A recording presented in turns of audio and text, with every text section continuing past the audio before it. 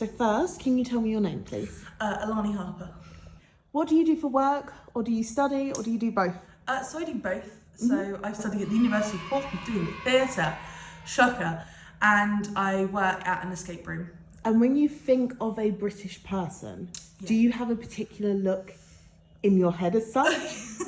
A little bit, you know, the dad from Peter Pan with the top hat and the waistcoat. That's what I think when I think Britain, like the historical version of Britain. But then if I think of like a person, I know it sounds really silly, but you know, the Spice Girls with the Union Jack outfit. Yeah.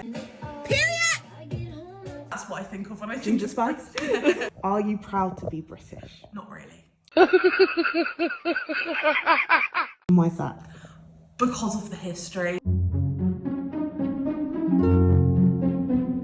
Do you think Britain can change? I think that, yeah, I think anything can change. I think that there is a possibility, but I think it's mindset and also generational, because you've had certain generations that lived through treating people like shit. They've then taught like their kids and their grandkids how to kind of follow those beliefs. After Alani's interview, I realised I still hadn't said what I needed to say. I spoke to the camera for 9 minutes, unscripted, but every time I got close to something real, I stopped myself. I rarely look at the camera, and when I do, it's usually followed by a joke. I think that's learned behaviour. How to be easy to sit with. I told myself I cut this footage down for timing, but maybe I was also cutting out the moments where I was starting to uncover what I was really searching for. What you're about to see is what made the final cut, but what's missing might matter just as much. So, I've spent 2 weeks trying to put together this video of what it means to be British, which is a very heavy question to ask in this climate, to be honest. Especially for someone who looks like me.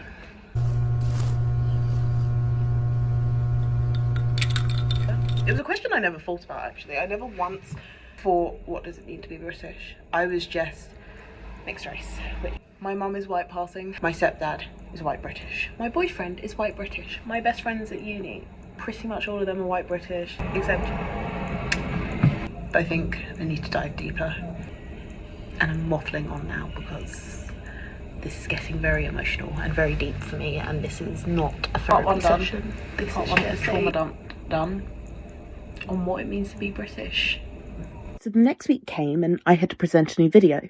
Alani's interview had gone down well, the jokes had landed and the humour had worked, so I decided to interview Maddie in the same way, but something shifted. Maddie spoke openly and vulnerably about growing up around her dad's questionable views, and suddenly the same brain rot comedy I'd relied on before felt wrong. Too loud and too careless. What had felt playful before now felt crass.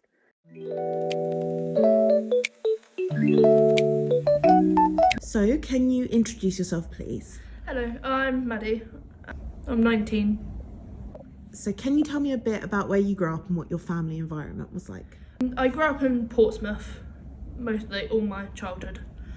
My family had very strong opinions, like races, sexualities, stuff like that, and they tried putting it onto me.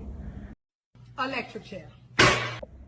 Were there views or attitudes that you grew up around that you later questioned? Yes. So it was mainly my dad. Oh Lord. Again.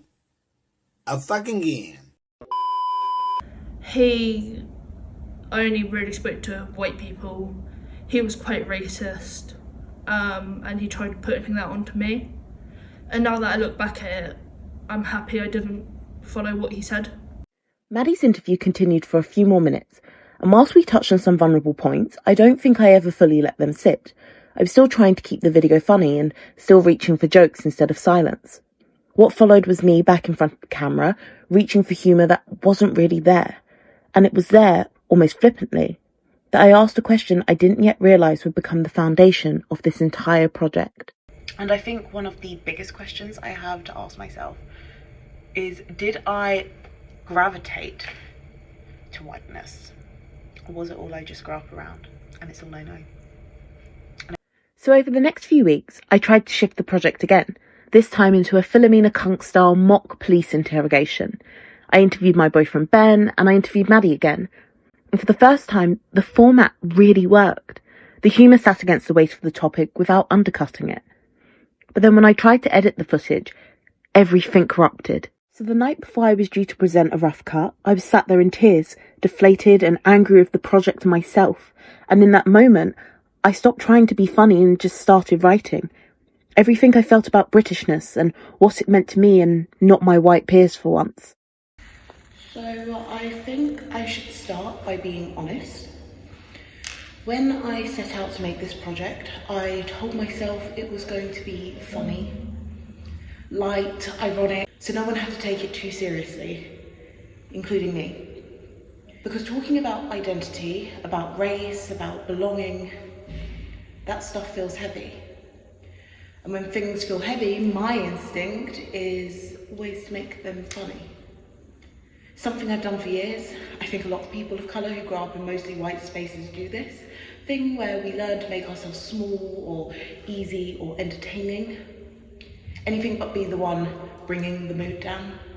I think I became really, really good at it. And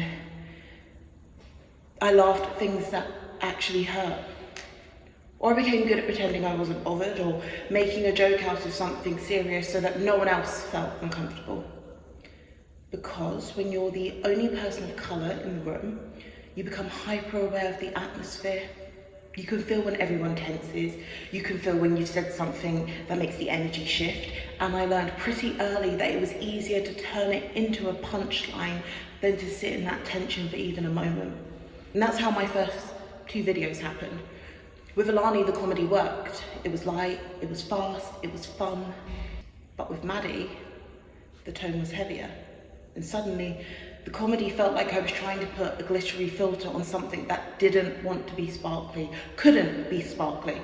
It was like the footage was fighting against me, and the more serious it became, the more I felt myself scrambling for something funny to say, because it's easier to laugh than admit you feel uncomfortable in your own story. So when my lecturers and peers asked me to explore the question I presented in a fleeting moment of vulnerability, whether I gravitated towards whiteness because that's who I am or because I grew up in Portsmouth where whiteness was basically the only option, I froze. I felt defensive and angry and upset, and not because it was the wrong question, but because it was the right one. And I didn't know how to answer it honestly without humour to hide behind. Because the truth is, I don't know. I genuinely don't know if the people I surrounded myself with, the culture I absorbed, the identity I grew into, I don't know how much of it is innate and how much of it was environmental. How much of it was preference and how much of it was survival, how much of it was just who I am and how much of it was the only thing I was allowed to be. I didn't know how to answer it then, and I still don't fully know now. But in trying to find an answer, I realised something else, something quieter and maybe more important. Maybe I wasn't actually looking for an answer. Maybe I was looking for space. Space to reflect, space to breathe, space to understand the version of Britishness I grew up with and the version I now carry.